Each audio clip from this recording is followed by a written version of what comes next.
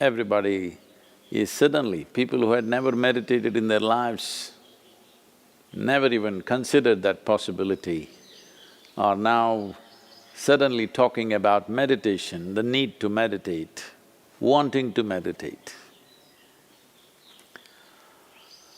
Let us examine this meditation, what this is. First of all, what does the word meditation mean? The English word meditation doesn't really mean anything, in the sense, it doesn't say anything specific.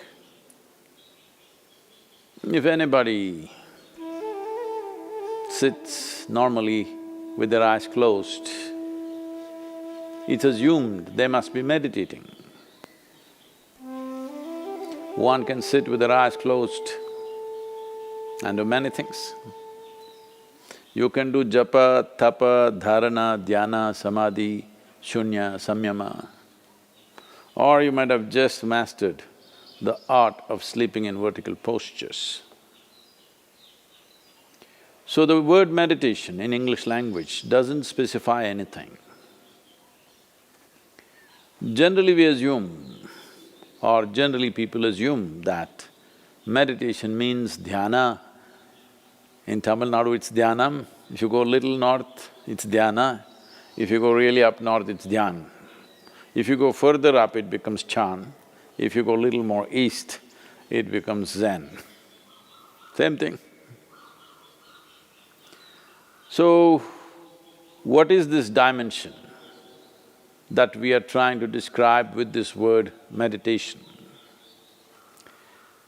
One fundamental thing that we need to understand is, you cannot do meditation because meditation is a quality. A quality is a consequence of a certain process. You can initiate a process, you can conduct a process. You cannot conduct a quality. Quality is just a consequence. It is like you want flowers in your garden. You don't sit there and do flower meditation. You know what happened to the flower people If you want flowers in your garden, you don't have to think flowers. You have to think soil, manure, water, sunlight. If you conduct this process of these ingredients properly, flower and fruit is a consequence. But today, the world has become so goal-oriented. Because they're so goal-oriented, they are not interested in the soil, definitely not interested in the manure and all the other things, but they want flowers and fruit. If you want flowers without soil, manure, water and sunlight, well, you will have to settle for plastic flowers. Plastic flowers are very wonderful. Those who think of utility, it serves you in many different ways. It comes with a 5-year guarantee. Flowers are a nuisance. If you keep flowers in your house, you have to look at them at least 5 times in a day, what's happening, are they thriving well or not. But if you keep plastic flowers in your home, 5 years guaranteed, unlike your life.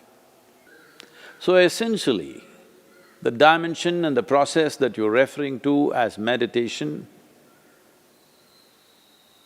is very life-oriented. When I say life-oriented, today largely you're material-oriented or at the most mind-oriented. maybe emotion-oriented, or physical body, which is a material again. Largely life has become like this. People's idea of life is, if someone says, "my life," you're supposed to understand they're talking about their job. They're talking about the economic condition in the country or in the world, about their car, maybe about their dog, sometimes about their husbands or wives. It could be anything. But the only thing that's truly life is what is throbbing in this. This is life. The rest are arrangements that we have made, hoping that these arrangements will allow us to enhance our life. Whether it's education, career, relationships, marriage, children, wealth, whatever. All these things one is after only in the hope that it will enhance our life. As you know, most people, instead of enhancing their life, largely get entangled with these accessories.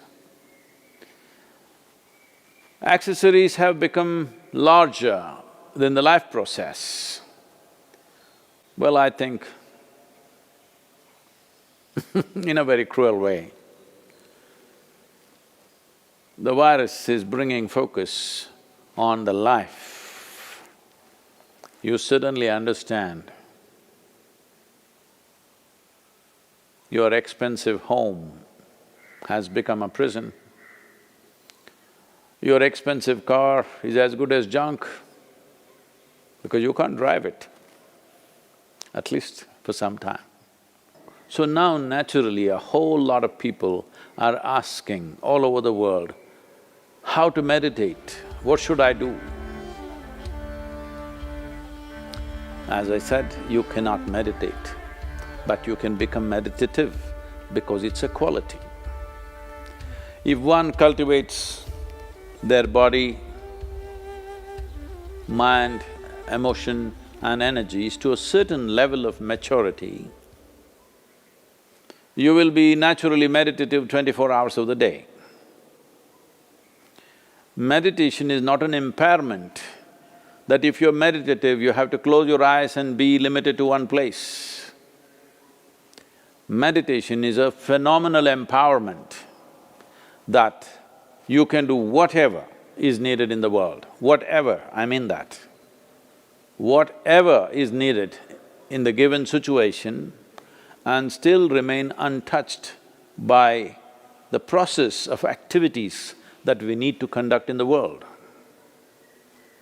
This empowerment or without this empowerment, in fact a human being is crippled because if what you have to think, feel, understand and act in the world is going to rub off on you in such a big way, naturally you will hesitate to do what is needed. Naturally you will avoid doing things that need to be done. In a way, the moment you are in a state where your own activity and the activity of the world around you and the activity of your mind and your emotion, once they're impacting you every moment of your life, then in some way you will cripple yourself because naturally you would want to keep the scale of your life very limited because activity, thought, emotion, involvement with life can cause enormous amount of suffering.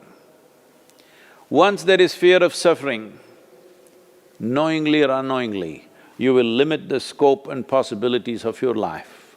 Meditation means just this, in a very simple way if we have to put it. If you sit here, your body is here, your mind is there, who you are is little away from these two dimensions of physical body and mental accumulations. These two accumulations of body and mind, if a little